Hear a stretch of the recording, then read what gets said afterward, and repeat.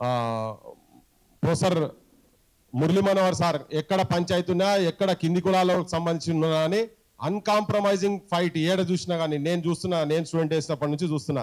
Sir ఎక్కడ ఉండేట బల్ల కొద్ది అసలు ఒప్పుకోడు, ఏదున్నా ఒప్పుకోడు. ఇప్పుడు ఇది కూడా నేను అంటున్నా, ఇది కూడా ఒప్పుకోడు. ఇది అన్యాయం జరిగితే మాత్రం ఊకోడు, వర్గీకరణ జరగాల్సిందే అని చెప్పి సార్ కూడా ఉంది. దాంతోపాటు సార్తో మాట్లాడినప్పుడు చెప్పిండు బీసీలలో కూడా సమస్య ఉన్నది కదా, మనం అది కూడా టేకప్ చేద్దాము అని చెప్పని. సో ఈ అంశాల మీద సార్ను మాట్లాడవలసిందిగా నేను విజ్ఞప్తి చేస్తాను.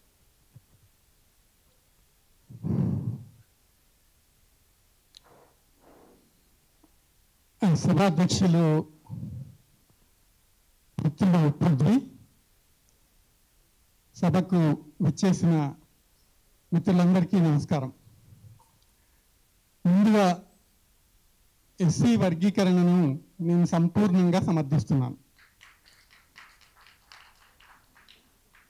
బీసీలో ఒక చిన్న కులానికి చెందిన వ్యక్తిగానే కాకుండా బీసీల చెందిన సమస్యల మధ్యకాలంలో వాటిపైన ఉద్యమాలు చేస్తూ ఉండటం వల్ల, అదేవిధంగా తెలంగాణ ఉద్యమంలో అనేక త్యాగాల కోర్చి ఉద్యమాన్ని నేను కూడా అందరూ పాల్గొనడానికి అవకాశం దొరికినందువల్ల ఈ వర్గీకరణను సంపూర్ణంగా సమర్థిస్తున్నాను.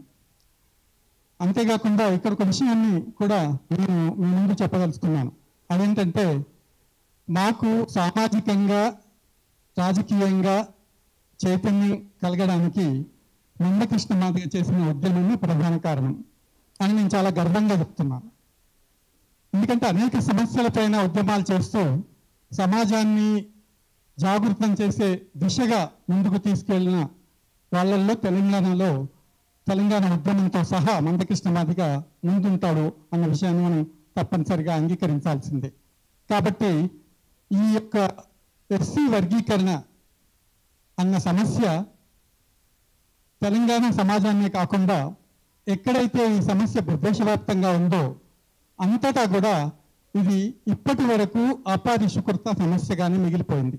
75 సంవత్సరాల రాజ్యాంగం వచ్చిందని గర్వంగా చెప్పుకుంటున్న తరుణంలో కూడా ఈ సమస్యగానే ఉండిపోవటం అనేది చాలా శోచనీయమైన విషయం.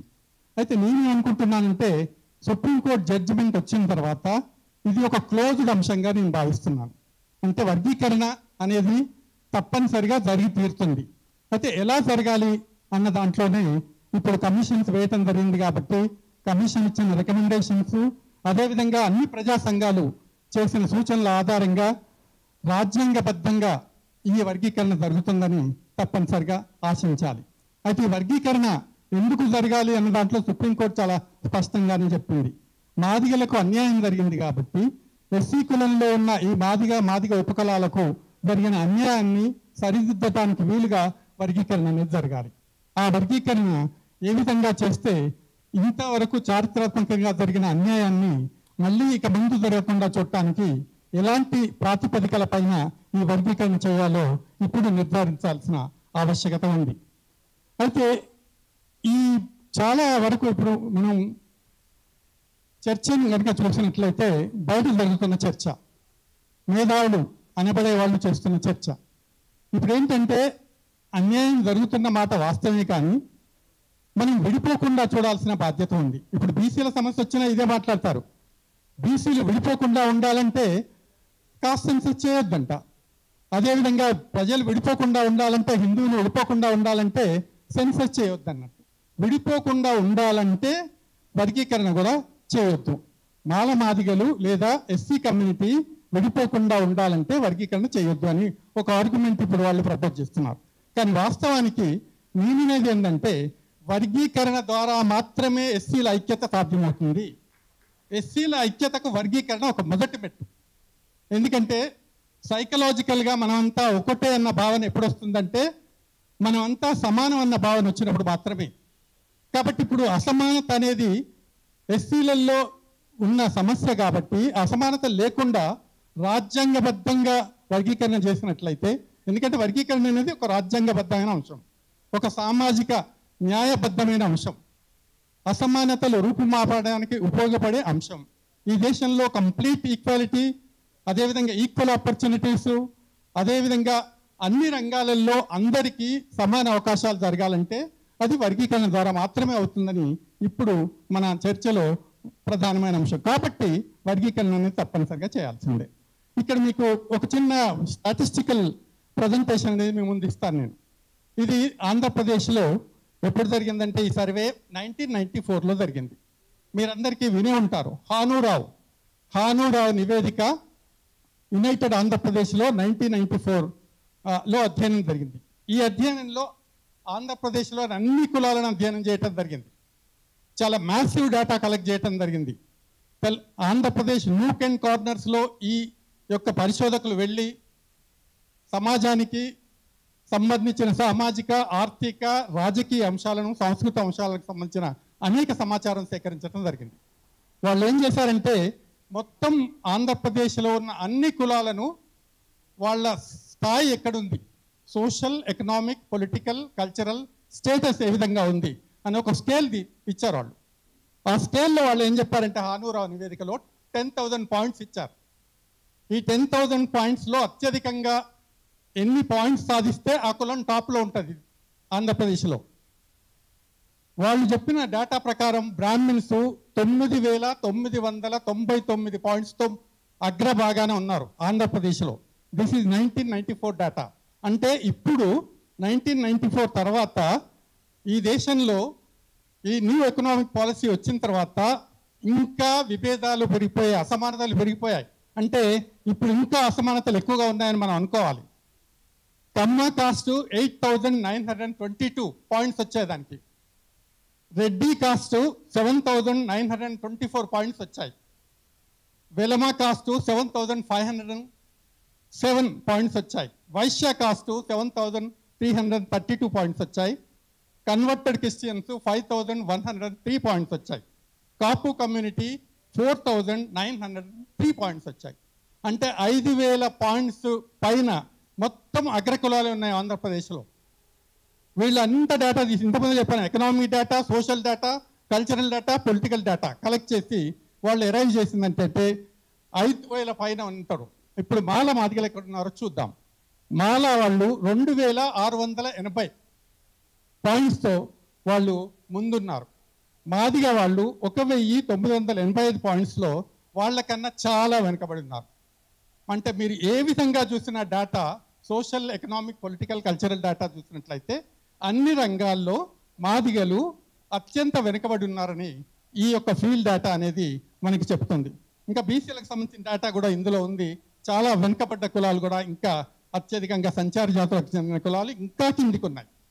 కాబట్టి ఈ డేటా చెప్తుంది ఏంటంటే, అప్పుడే సజెస్ట్ చేసింది ఏంటంటే, ఆ తర్వాతనే మనకు అందరికీ తెలుసు రామచంద్రరాజు కమిషన్ వేశారు. కమిషన్ రిపోర్ట్ సబ్మిట్ చేసింది. వర్గీకరణ న్యాయబద్ధమైందని చెప్పింది. అదేవిధంగా దానికి సంబంధించి చట్టం కూడా వచ్చింది.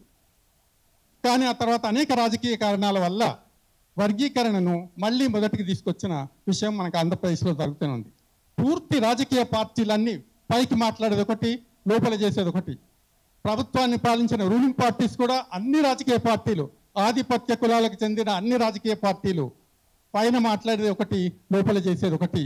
కాబట్టి చట్టబద్ధమైన, న్యాయబద్ధమైన, రాజ్యాంగబద్ధమైన, సామాజిక న్యాయబద్ధమైన సమానత్వాన్ని దేశంలో తీసుకురావడానికి ఉపయోగపడే సమాన అవకాశాలు అందరికీ ఇవ్వాలని చెప్పే ఈ వర్గీకరణను అందరూ సంపూర్ణంగా సమర్థించాల్సిన అవసరం ఉంది.